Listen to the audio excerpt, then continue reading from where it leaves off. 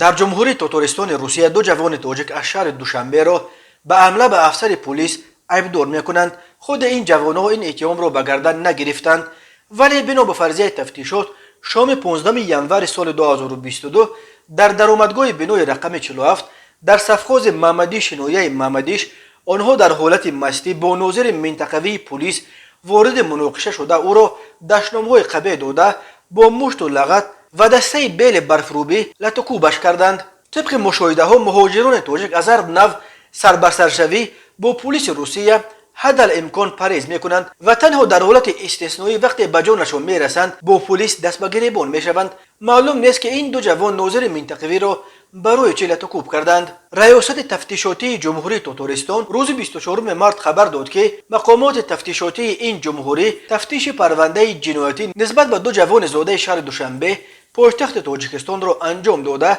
برای بررسی به دادگاه نویه محمدیش سپاریدند. این دو جوان بر اساس قسم دوم ماده 318 کودکس جنایتی روسیه به استفاده زورآوری نسبت به نماینده دولت عیبدار میشوند. این بند قانون همچون جزا تا 10 سال زندان را پیش بینی میکند. بنا به فرضیه تفتیشاتی شام 15 ینور سال 2022 این دو جوان در درآمدگاه بنای رقم 47 در کوچه سنترال نیای شهر سفخاز محمدیش نویه محمدیش مشروبات می نوشیدند و به آرامی ساکنان این بنا خلل می رساندند. با دعوت ساکنان برای پیشگیری عملهای غیر قانونی آنها سرناظر منطقوی به این بنا آمده هنگام صحبت با آنها به طلبهای قانونی نماینده حاکمیت به قطع ویران کردن ترتیبات جمعیتی اطاعت نکرده اول با ناظر منطقوی وارد مناقشه لفظی شده او را دشنام‌های قبیح دادند و سپس اعمال جنایی خود را ادامه داده نسبت به جبر دیده از زور کار گرفتند و او را چند مشت و لغت زده همچنین با دسته بیل برفروبی که در درآمدگاه گذاشته شده بود